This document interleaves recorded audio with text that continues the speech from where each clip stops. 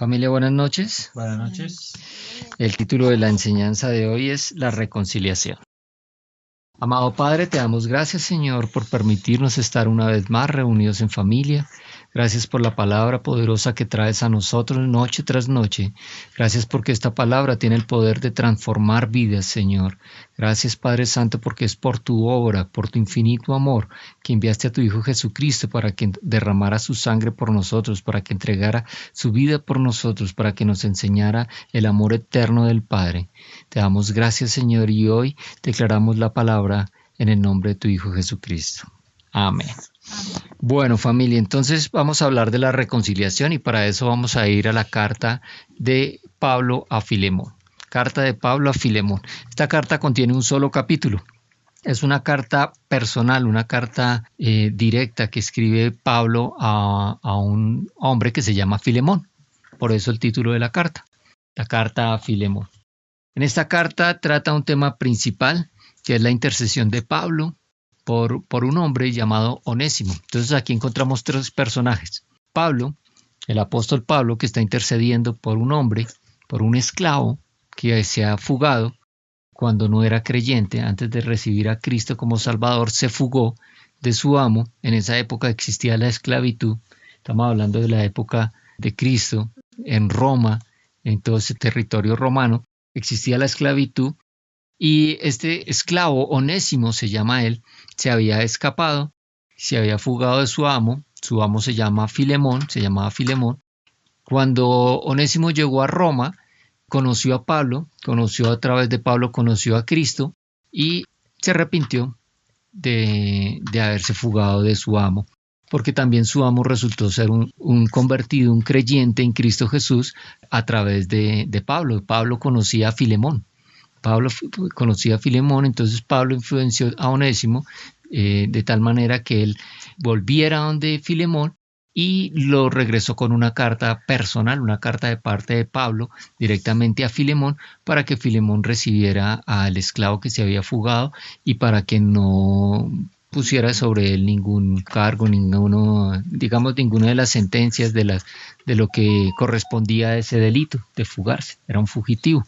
Entonces, aquí vemos los tres personajes que son el apóstol Pablo, que intercede, es el intercesor.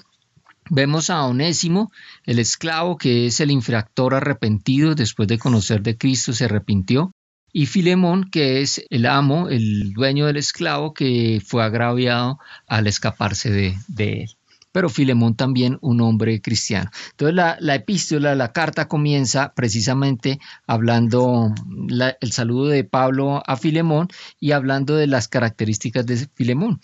Podemos hablar de las características de él. Leamos, por ejemplo, el versículo 5 al 7. Leamos del versículo 5 al 7 para conocer quién era Filemón. Porque me han hablado del amor y de la fidelidad que profesa el Señor Jesús, y a todos los que son del pueblo santo de Dios. Ruego a Dios que la fe que tenemos en común te lleve a darte cuenta de cuántas cosas buenas podemos hacer por amor a Cristo. Yo mismo he hallado gran gozo y consuelo en tu amor, hermano mío, porque los corazones de los que pertenecen al pueblo santo de Dios han hallado refrigerio en tu bondad. Entonces, hablando de un hombre, Filemón, con el carácter de Cristo, ¿no? Habla del amor, de la fe hacia Jesús y para con los demás hermanos en la fe. Entonces está hablando de las cualidades de Filemón. Y también vemos las cualidades de Onésimo, que al recibir de Cristo Jesús se arrepiente. Y pues al apóstol Pablo ya lo conocemos, lo que él ha hecho, lo que él hizo para nuestro Señor Jesucristo y para la edificación de la iglesia. Entonces vamos a comenzar tratando el primer punto que tiene que ver con la reconciliación y es precisamente este trabajo de intercesión que hace el apóstol Pablo.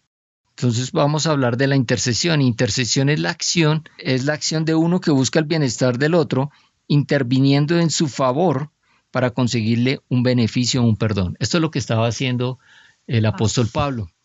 Ahora, en esto podemos ver un paralelismo de la reconciliación entre Dios y los hombres por medio de nuestro Señor Jesucristo.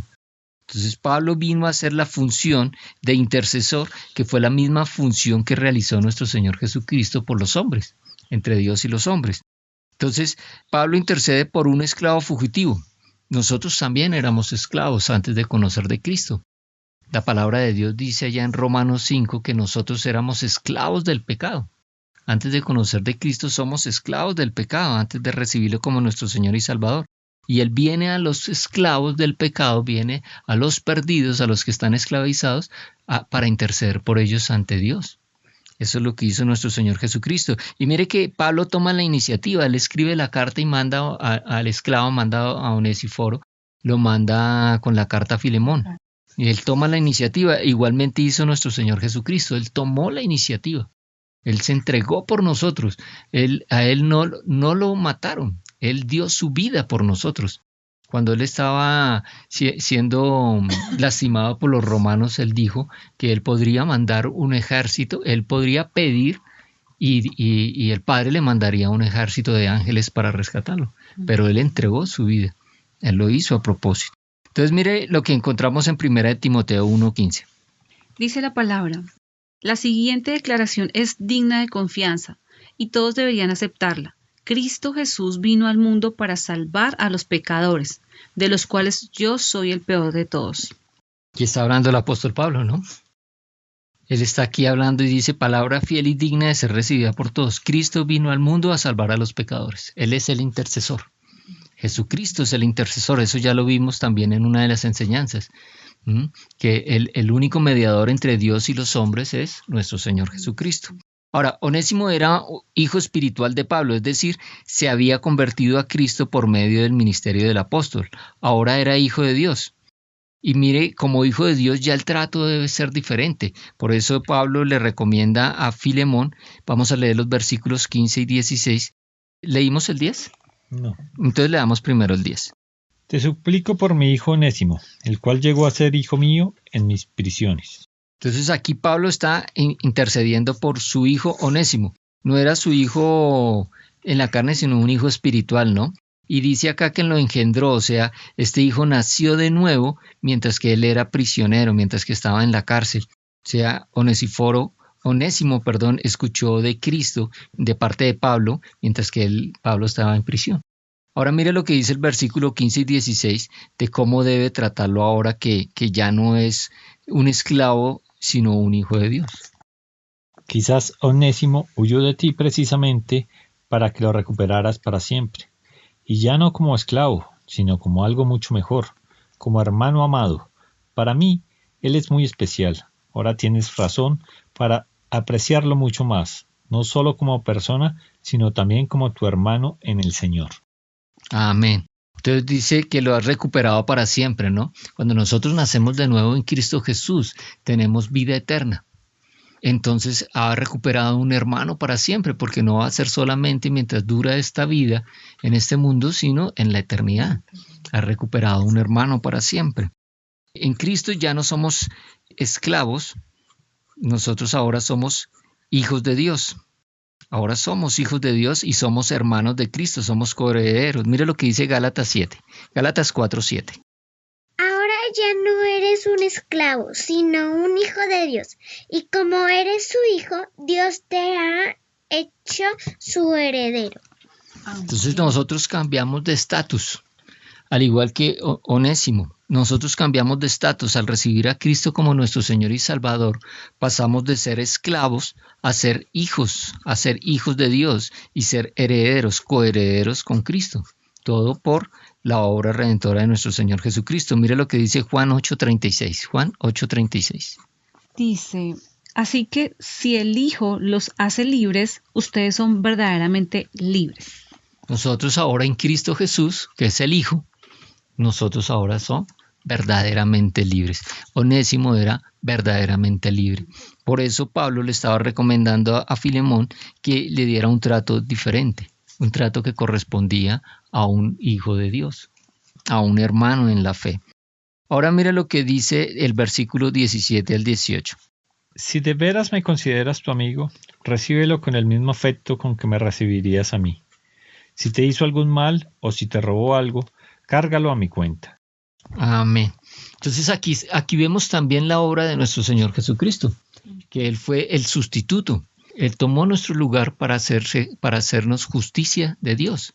Él tomó nuestro lugar, Él nos reemplazó. Nosotros deberíamos pagar la condena que correspondía por nuestros pecados, pero Él tomó nuestro lugar en la cruz del Calvario. Él tomó nuestro lugar y recibió la condena que nos correspondía a nosotros. Y aquí también Pablo le está diciendo a Filemón que lo trate como si fuera yo.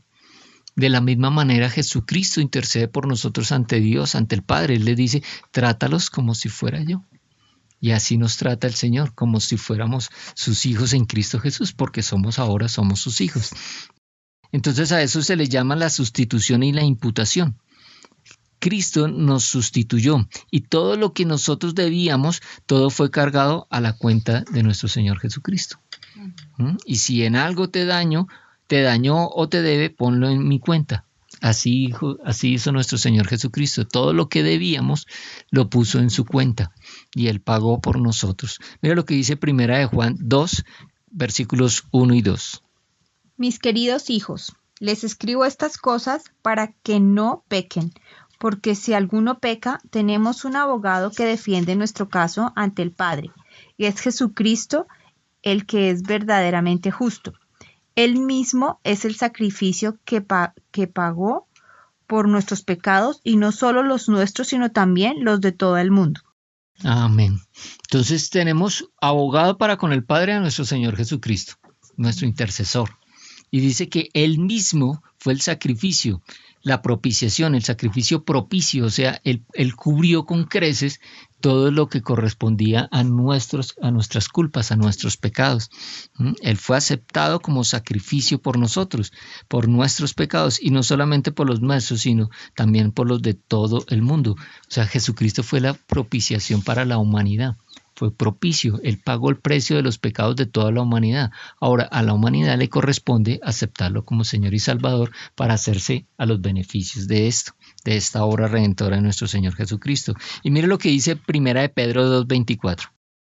Él mismo cargó nuestros pecados sobre su cuerpo en la cruz, para que nosotros podamos estar muertos al pecado y vivir para lo que es recto. Por sus heridas ustedes son sanados. Amén. Entonces nosotros tomamos el lugar de Cristo y Cristo tomó nuestro lugar. Él llevó nuestros pecados en la cruz y nos hizo justicia. Entonces los pecados de todos fueron imputados a Cristo y su santidad y su justicia fueron imputados a nosotros. Ahora, lo que nos están enseñando aquí nuestro Señor Jesucristo y el apóstol Pablo es que nos están dando un ejemplo de que debemos también nosotros interceder por nuestros hermanos en la fe.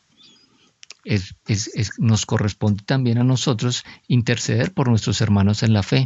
Interceder por ellos es llevarles también a conocer la palabra de Cristo, que conozcan el Evangelio de salvación para que ellos también puedan llegar a los pies de Cristo y de esta manera Cristo pueda ser su abogado intercesor. Entonces ese es el propósito de esta primera parte, que es la intercesión. Entonces vemos que para que haya una reconciliación es necesario que haya un intercesor, alguien que interceda.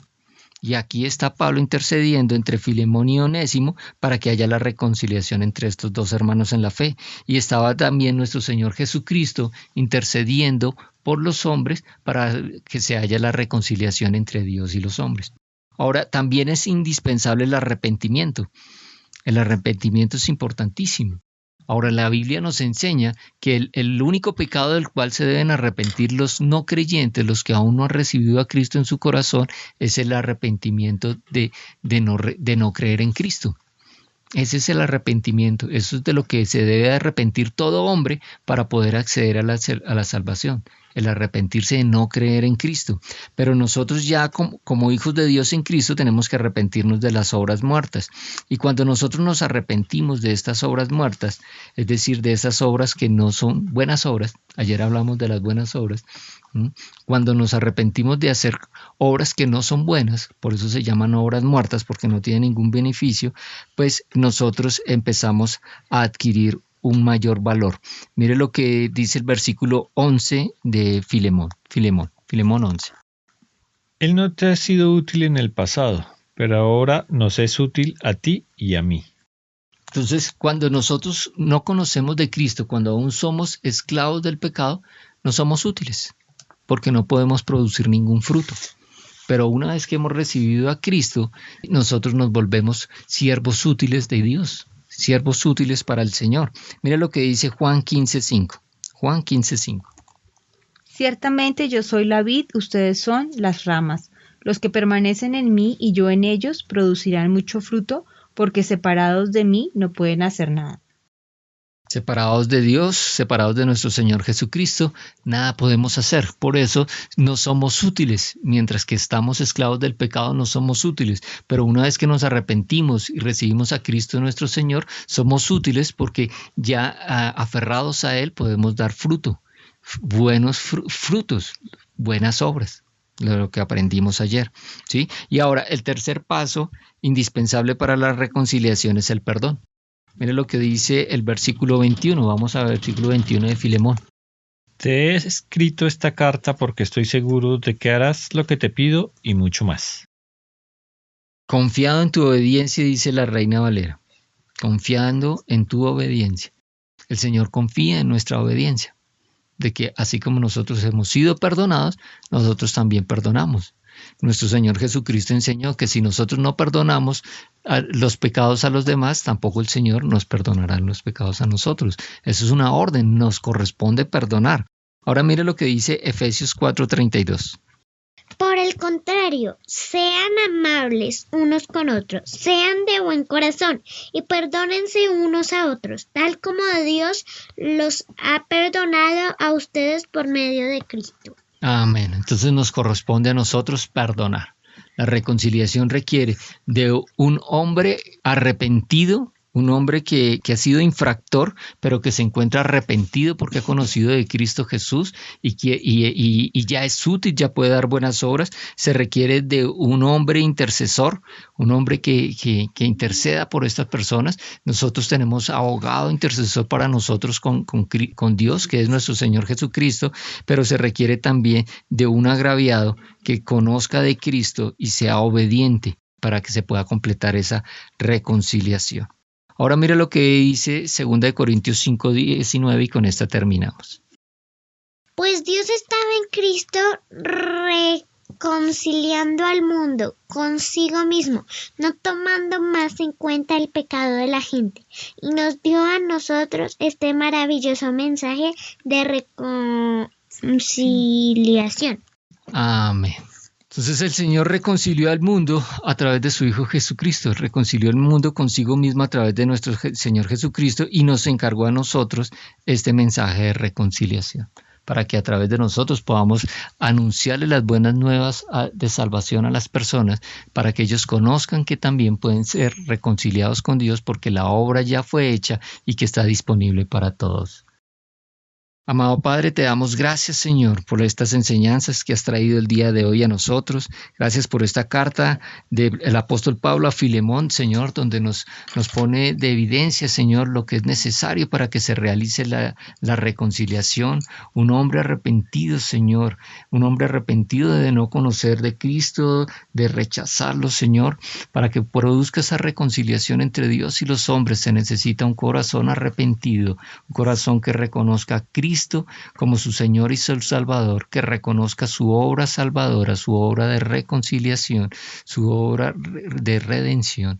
Padre Santo, te damos gracias, Señor, porque has puesto en nosotros tu Santo Espíritu para que nosotros seamos guiados al camino de tu Hijo Jesucristo, para que nosotros pudiéramos ver la luz en medio de las tinieblas. Gracias, Señor, Padre Santo, por tu Santo Espíritu morando en nosotros y obrando para que nosotros cada día podamos hacer más tu voluntad y podamos perdonar conforme a tu voluntad, podamos ayudar a otros a llegar a ser reconciliados con Dios a través de la predicación del Evangelio. Te damos las gracias en el nombre de tu Hijo Jesucristo. Amén.